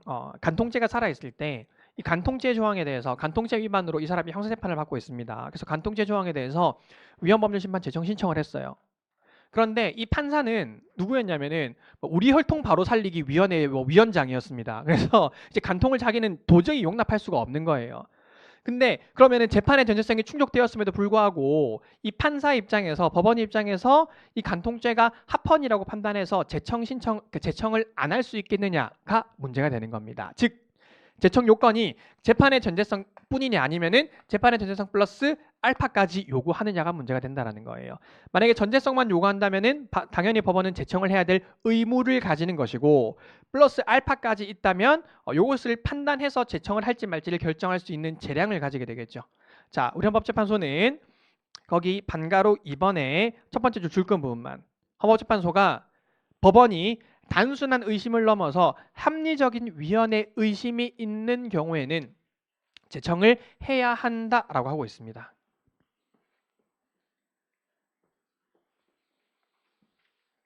그러니까 법원의 입장에서는 재판의 전제성이 충족이 되고 그다음에 이제 이 의심이 있어야 되는데 이 의심 중에서도 합리적 의심이 있으면은 제청을 해야 한다라는 건 거죠. 그러면은 이게 그냥 단순한 의심이면은 뭐라는 겁니까? 제청을 해도 되고 안 해도 된다라는 건 거죠. 다시요. 합리적 의심을 했어요. 위헌에 대한 합리적 의심을 했으면은 제청을 안 할 수 있습니까? 제청을 안 할 수가 없는 거예요. 위헌에 대한 합리적 의심이 있는 경우에는 항상 제청을 해야 됩니다. 자, 근데 만약에 내가 위헌에 대해서 단순한 의심을 가져서 제청을 안 했다. 적법해요, 부적법해요? 다시 위헌에 대한 단순한 의심을 가져서 제청을 안 했어요. 적법합니까? 부적법합니까? 적법하죠. 단순한 의심이면 제청을 해야 되는 의무가 발생하지는 않잖아. 두 번째 질문. 단순한 의심을 가졌음에도 불구하고 제청을 했어요. 적법합니까? 부적법합니까? 적법하죠. 단순한 의심을 그러니까 합리적 의심을 가지면 제청을 해야 한다라는 것이지 단순한 의심에 불과할 때는 제청을 하면 안 된다라는 의미가 아닌 거잖아요. 그렇기 때문에 단순한 의심일 때는 제청을 해도 제청을 하지 않아도 둘 다 적법합니다. 그 정도 보시고 넘어갑시다. 28페이지에 제청 신청의 당사자는 첫 번째 줄에 보조 참가인도 되고 네 번째 줄 끝에 행정청도 제청 신청할 수 있다. 3번에 우리가 각급 법원에서 이제 제청을 하는 경우에는 대법원을 경유를 해야 되는데요. 두 번째 줄에 형식적인 경유에 불과하다. 그러니까 대법원을 형식적으로 거쳐야 되는 것이고 대법원이 다시 한번 판단을 하는 권한을 가지는 것은 아니다라는 겁니다. 제청의 효과 보시면 우리 헌재법 41조에 보시면 제청에 관한 결정에 대해서는 항고할 수 없다라고 하고 있습니다. 그러니까 제청 신청 기각 결정이든 제청을 하는 결정이든 항고할 수 없고요. 42조 제청을 한 때에는 당해 소송 사건의 재판은 위헌 여부 결정이 있을 때까지 정지된다. 다만 법원이 긴급하다고 인정하는 경우에는 뭐 빼고 할 수 있다? 종국 재판 빼고 그 외의 소송 절차를 할 수가 있습니다. 종국 재판은 당연히 하면 안 되겠죠. 위헌 여부 판단을 보고 해야 됩니다. 자주 나오는 거 4번입니다. 나중에 68조 이야기 보면은 제청 신청이 기각된 때에는 그 신청을 한 당사자는 헌법재판소에 헌법소원심판을 청구할 수 있으나 다시 위헌법률 심판 제청 신청은 할 수 없다라고 하고 있는데 여기서 위헌법률 심판 제청 신청을 다시 할 수 없는 소송 절차에는 상소심 소송 절차를 포함한다. 시험에 계속 나오죠. 굉장히 자주 나오는 표현입니다.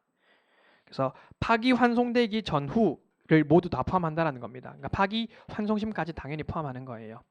그러니까 한번 제청 신청 기각되면은 그 사건과 연속되는 사건에 있어서는 다시 제청 신청을 할 수 없다라는 얘기입니다. 만약에 이것을 허용한다면은 68조 2항의 청구 기간이 소용이 없어지게 되는 거예요. 기각되고 30일 한참 지나고 나서 다시 제청 신청했다가 또 기각되고 헌법소원 제기하고 이런 식으로 하면 되는 거니까. 오른쪽에 재판의 전제성의 재판의 의미는 판결 결정 명령 다 포함하고요. 종국재판, 중간재판도 포함한다. 재판의 전제성은 제가 설명을 드렸습니다. 그래서 구체적 사건이 적법하게 계속 중요해야 되고 그 다음에 헌법재판소 결정 시까지 계속 중요해야 되고 넘어가시고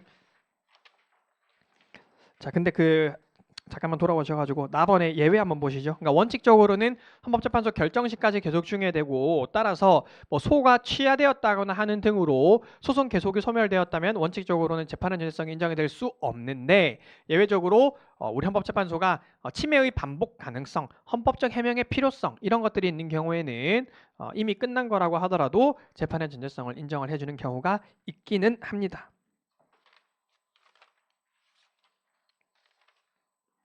자, 넘어가실게요. 30페이지. 자, 당해 소송 사건에 적용되는 법률 조항이 되는데 자, 가번에 직접 적용되는 법률이어야 됩니다. 그래서 전제성이 인정된 결정 내 동그라미 1번 보시면은 공소장에 적시되지 않은 법률 조항이라고 하더라도 법원이 공소장 변경 없이 실제 적용한 법률 조항은 재판의 전제성이 인정이 된다. 그렇죠. 그러니까 공소장이 없더라도 법원이 실제 적용을 했다면 당연히 재판의 전제성이 인정이 되는데 비교할 게 밑에 동그라미 2번입니다. 부인된 결정 내 2번입니다. 비록 공소장에 적시되었다고 하더라도 실제로 법원이 적용 안 했다면 당연히 재판의 전제성이 없다라는 거죠. 자, 그 다음에 부인된 결정 내 1번도 보십시다. 법원이 심판 대상 조항을 적용함이 없이 다른 법리를 통해서 재판을 한 경우 그러면 심판 대상 조항을 적용을 안 했다라는 얘기인 거잖아요. 따라서 그 심판 대상 조항은 재판의 전제성 인정이 되지 않는다. 자, 3번은 한번 생각해 볼까요? 자, 처벌에 관한 국법이 있는데요. 자, 이 국법이 신법으로 개정이 되었습니다. 자, 내가 이때 행위를 했고요. 형사처벌에 관한 내용입니다. 이때 행위를 했는데 이 신법에 뭐가 생겼냐면은 면책 조항이 생겼습니다. 그러니까 이 국법 당시에는 무조건 처벌되는 내용이었는데 신법에는 면책 조항이 생긴 거예요. 나의 행위 시는 이때입니다. 자, 그러면은 지금 이 사람에게 적용되는 법률 조항은 국법입니까? 신법입니까? 이때는 행위시법주의 원칙이 아니라 예외적으로 신법이 적용되죠. 왜? 유리하게 개정이 되었으니까. 따라서 당해 사건에 적용되는 법률 조항은 신법이 적용되어야 되는 것이고 국법은 당해 사건에 적용이 안 되는 법률 조항이죠. 그 내용입니다. 양벌 규정에 면책 조항이 추가되어 무과실 책임 규정이 과실 책임 규정으로 유리하게 변경된 경우에는 1조 2항에 의해서 신법이 적용되기 때문에 국법은 재판의 전제성을 상실한다. 국법은 재판의 전제성을 상실한다. 자, 5번도 유의하셔야 됩니다.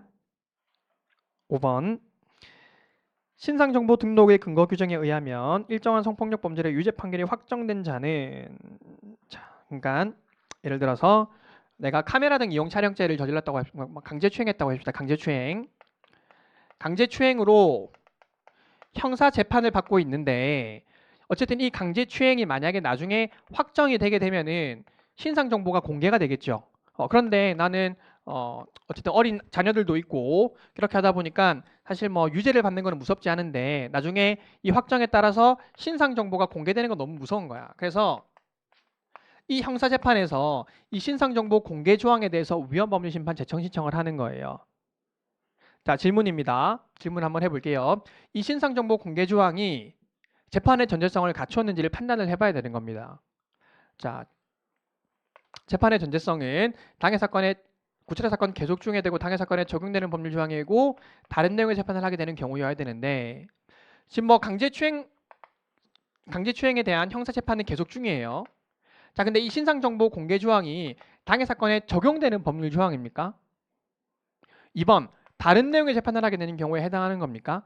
그러니까 이 신상정보 공개는 강제추행, 여기서는 지금 내가 강제추행을 했는지 안 했는지를 따지고 있는 재판인 거잖아요. 그렇죠? 그래서 이게 유죄가 확정이 되면은 그 이후에 비로소 신상정보를 공개할지 말지가 신상정보를 공개해야 된다는 게 결정이 되는 것이기 때문에 나에게 죄가 있냐 없냐를 따지는 이 사건에서는 이 신상정보 공개에 관한 내용이 적용이 안 된다라는 거예요.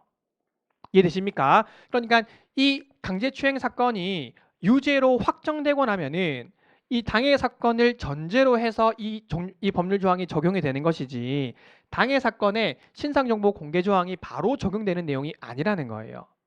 뿐만 아니라 이게 위헌으로 선고된다고 해서 이 당해 사건의 결과가 달라지지 않죠.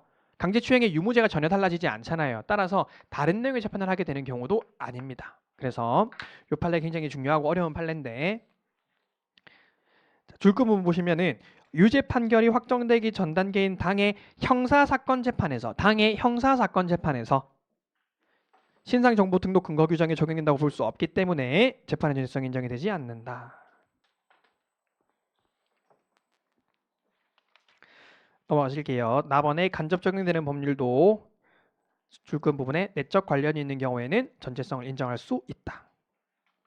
3번에 위헌 여부에 따라 다른 내용의 재판을 하게 되는 경우일 거 보셨고, 자 판례 보십시다. 재판의 전제성이 인정된 결정내. 자 당해 사건에 관한 재판에서 승소 판결을 받았다고 하더라도 판결이 확정되지 아니한 이상 여러분들이 체크하셔야 되는 키워드는 확정이 됐는지 안 됐는지입니다. 내가 1심에서 이겼다고 하더라도 2심, 3심에서 뒤집어질 수 있는 거잖아요. 그래서 승소 판결 받았다고 하더라도 확정이 안 됐으면 재판의 전제성을 인정을 해줍니다. 자, 그 다음에 2번에서 마찬가지죠. 요거는 좀 보고 설명을 드려야 되겠네요. 나중에 설명드리려고 했는데 858페이지 잠깐 갔다 오겠습니다. 858페이지.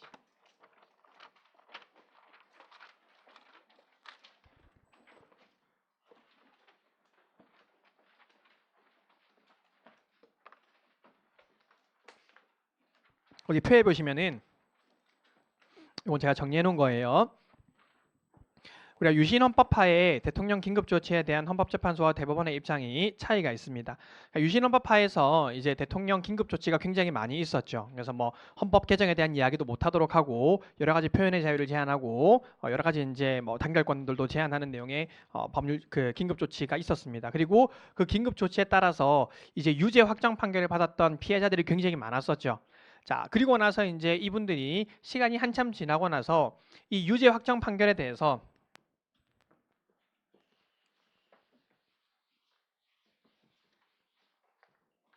긴급 조치가 있었고 이 긴급 조치에 근거해서 이제 이분들이 유죄 확정 판결을 받았고 이제 여기에 대해서 이제 재심을 청구를 하는 거죠. 재심을 청구를 했습니다. 그래서 이 재심 청구를 하면서 이 사건에서 이 긴급 조치의 위헌성을 다투는 거예요. 위헌성을 다투는 겁니다. 자, 그런데 이 재심 청구에서 긴급조치 위헌성을 다투는데 총 2가지 방법의 다툼이 있었습니다. 그러니까 이분들이 이제 이 긴급조치가 법률인지 아닌지 모르니까 일단 당해 사건의 그 소장 내에서 이제 당해 사건 형사재판 내에서 이 긴급조치는 위헌입니다라고 다투고 그러면서 이 사람들이 위헌법률심판 제청 신청까지 같이 한 거예요. 같이 한 겁니다. 자, 그랬을 때 우리 법원이 이 긴급조치의 위헌성을 판단할 수 있는지 여부에 대해서 자기들이 먼저 판단을 합니다. 자, 일단 이 긴급조치가 법률의 효력을 가지는지 아니면 법률 하위의 효력을 가지는지를 판단을 해야 되는데 우리 대법원의 관점은 그거예요. 법률은 누가 만듭니까? 국회가 만드는 거죠. 그러니까 법률과 동일한 효력을 가지려면은 최소한 국회가 개입을 해야 법률과 동일한 효력을 가진다라는 거예요. 근데 이 유신헌법하의 대통령 긴급조치는 국회가 관여했다라는 근거가 전혀 없습니다. 그러니까 이거는 국회가 전혀 관여하지 않았기 때문에 법률과 동일한 효력을 갖지 못하고 법률보다 하위의 효력을 갖는다라는 거예요. 자, 그러면은 법률보다 하위의 효력을 갖는 거니까 헌법 107조 2항에 따라서 법원이 심사할 수 있는 권한을 가지고 있죠. 명령규칙 심사권에 따라서 법원이 심사할 수 있습니다. 자, 법원이 심사하니까 법원은 이 긴급조치가 위헌이라고 판단했습니다. 뭐에 비추어서? 유신헌법에 비추어봐서도 위헌이고 현행헌법에 비춰봐서도 위헌이다라고 했습니다. 그래서 위헌 결정을 내렸습니다. 자, 그럼 여기 한번 보세요.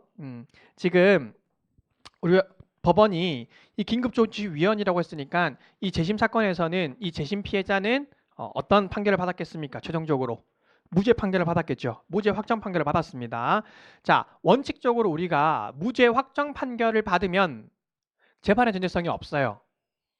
이해되십니까? 그러니까 승소 판결이 확정된 경우나 무죄 판결이 확정된 경우라면은 내 재판이 달라지는 경우가 없는 건 거잖아요. 그래서 확정 판결이 있으면은 당연히 재판의 전제성이 없습니다. 자, 그래서 이 사람이 무죄를 받은 이 사건에서 무죄 확정 판결을 받은 이 사건에서 법원이 위헌법률 심판을 해야 되는 거예요. 근데 당해 사건이 이미 종료되었잖아요. 무죄 확정으로 종료가 되었잖아요. 그래서 재판의 전제성을 인정할지를 판단을 해야 되는 문제인데 이때 우리 헌법재판소가 지금 대법원이 똥멍청이 같은 판결을 내렸기 때문에 우리가 다시 판단을 해보겠다라는 취지로 무죄 확정 판결이 있지만 우리가 판단할 수 있는 근거를 두 개를 얘기를 한 겁니다. 그게 이제 침해 반복 가능성과 헌법적 해명의 필요성인데, 자, 이게 왠지 한번 생각해 보십시다, 여러분.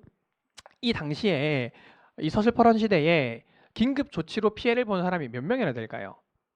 굉장히 많겠죠. 굉장히 많습니다. 피해자들이 굉장히 많은데 우리 법원이 107조 2항 명령규칙 심사에 따라서 긴급조치위헌이라고 판단하면은 이 위헌 판단은 어떤 효력을 가집니까?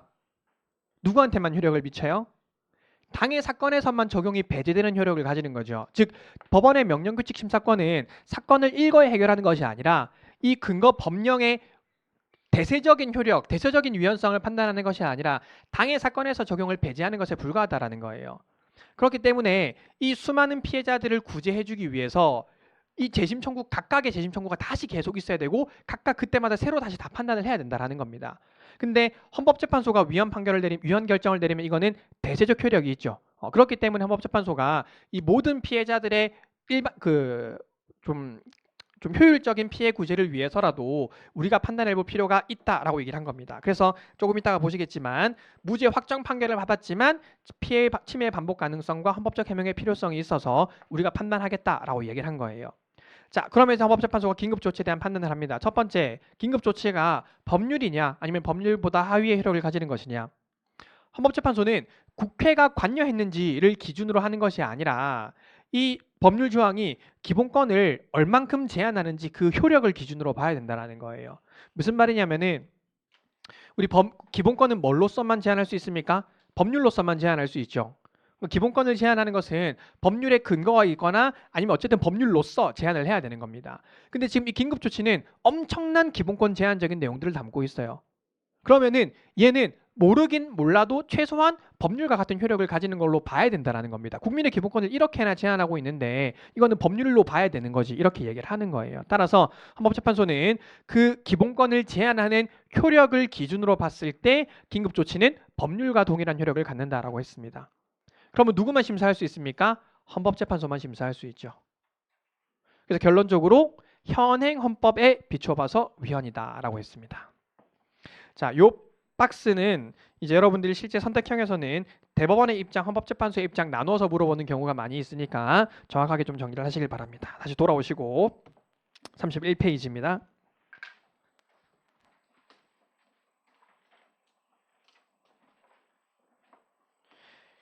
그래서 이때 대법원이 위헌성 판단하고 무죄 받았지만은 헌법재판소가 이거 우리가 판단하겠다라고 얘기한 게 동그라미 2번입니다. 무죄 판결이 선고가 되었지만 그래서 그 경우에는 원칙적으로 재판의 전제성이 없지만 침해의 반복 가능성과 헌법적 해명의 필요성 등이 있으니까 우리가 판단하겠다라는 거죠.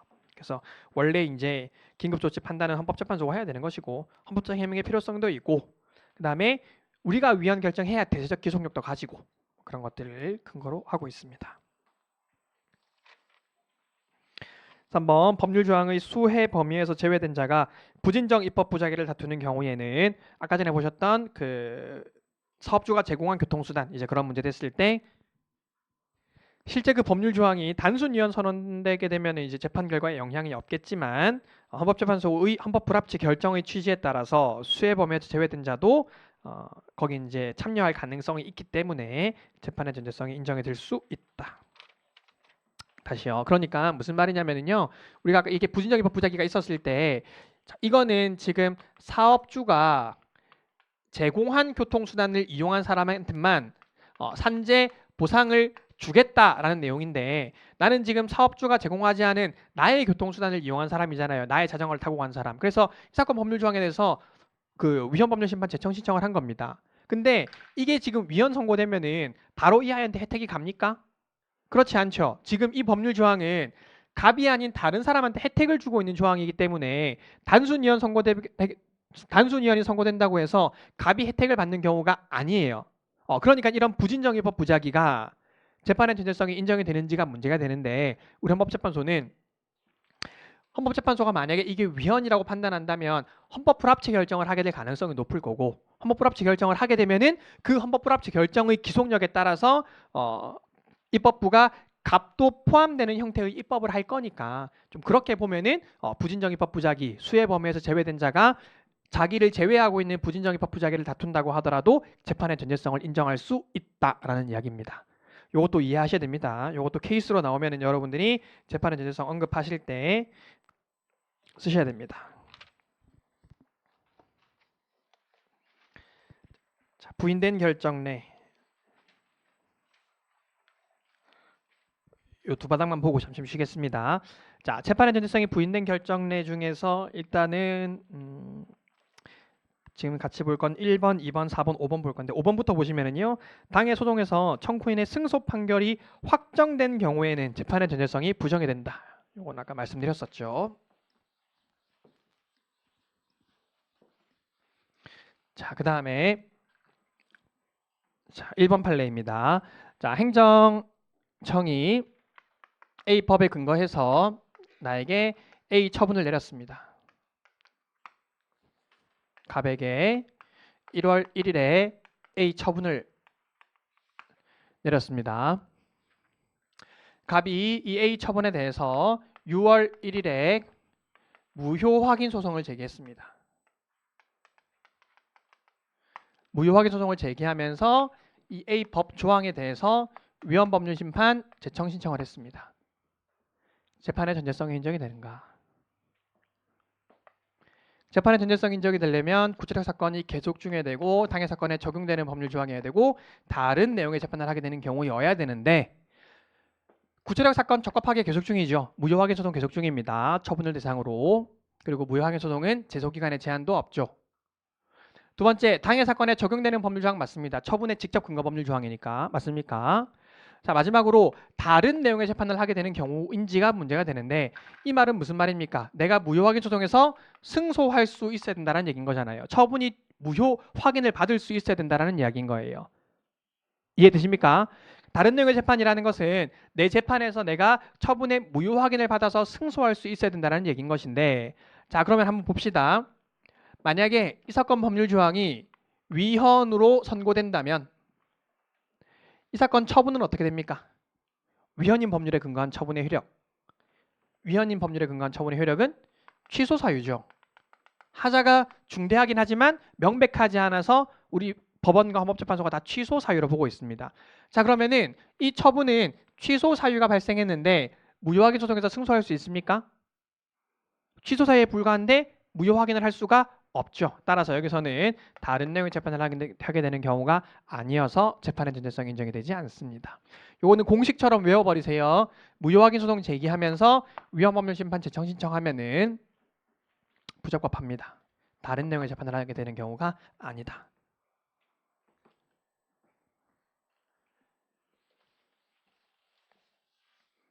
동그라미 4번입니다. 동그라미 4번. 자, A법에 근거해서 행정청이 을이라는 행정청이 갑에게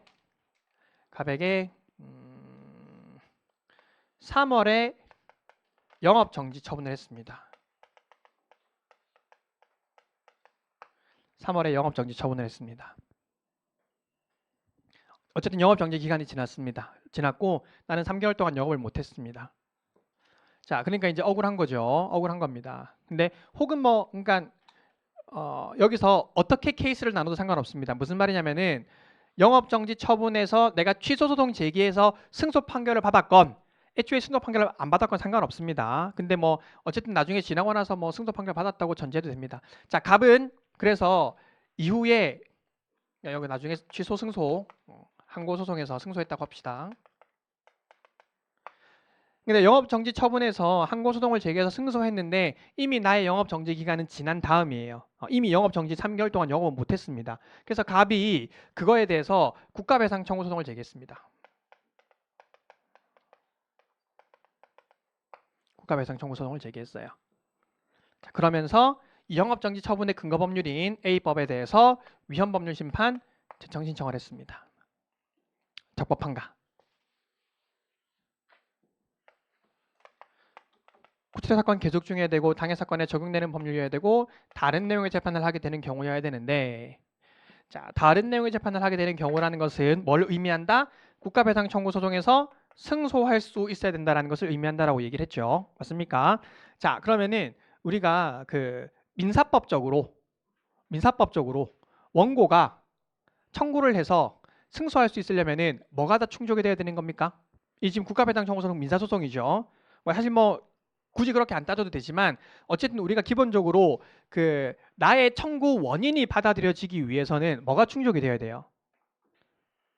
청구 원인의 근거 규정 사실이 다 충족이 되어야 되잖아요. 다른 말로 하면은 요건 사실이 충족이 되어야 되는 건 거잖아요. 맞습니까? 그러니까 국가배상 청구 소송에 요건이 다 충족이 되어야지만 내가 승소할 수 있는 건 거잖아요. 하나라도 요건이 없으면 승소할 수 없잖아요. 그렇죠?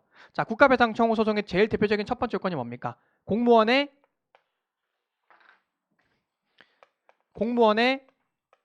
고의 가실로 어쩌고 저쩌고 이제 인과관계가 있고 직무집행 중에 어쩌고 저쩌고 나한테 손해를 끼쳐야 됩니다. 맞습니까?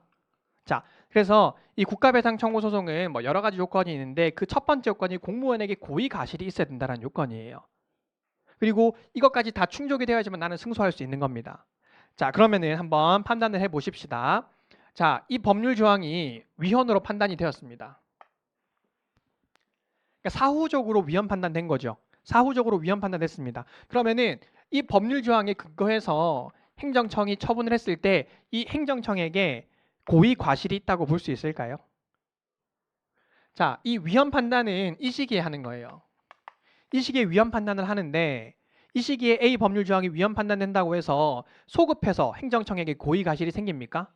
그렇지 않죠. 행정청 입장에서는 그 법률 조항의 위헌성을 판단할 수 있는 권한이 없다라고 아까 말씀을 드렸잖아요. 그러니까 행정청으로서는 어쩔 수 없이 그 법률 조항을 최대한 적용할 수 있도록 노력할 수밖에 없습니다. 따라서 법률 조항이 사후적으로 위헌 선언을 받았다고 해서 소급해서 행정청에게 고의나 과실이 생기는 것은 아니에요.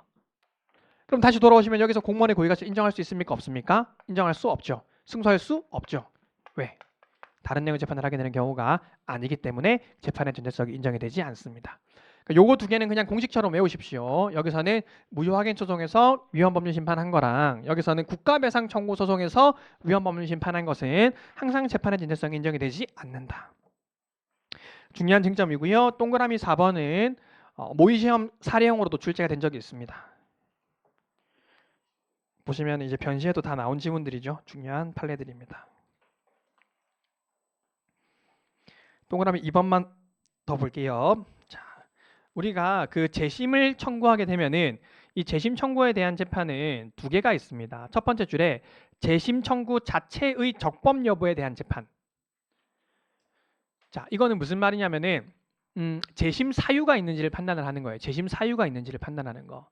451조 1항에 규정이 된 각호 사유가 있는지 이런 것들을 판단하는 재심 청구 자체에 대한 재판이고, 그래서 재심 사유가 있다면은 이제 본안에 대한 재심 재판으로 넘어가게 되는 겁니다. 본안에 대한 재심 재판. 따라서 줄근 부분 심판 대상 조항이 본안 사건에 대한 재판에 적용될 법률 조항인 경우에는, 즉 처벌의 근거가 되는 법률 조항 이런 것들이라면은 본안 사건에 대한 재판에서는 재판의 전제성 인정이 되겠지만 재심 개시할지 말지를 판단하는 재판에서는 재판의 전제성이 인정이 되지 않는다.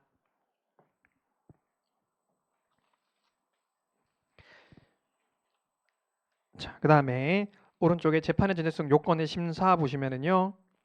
재판의 전제성은 원칙적으로 누가 제일 먼저 판단합니까? 법원이 판단하죠. 그래서 제청할지 말지 판단하니까.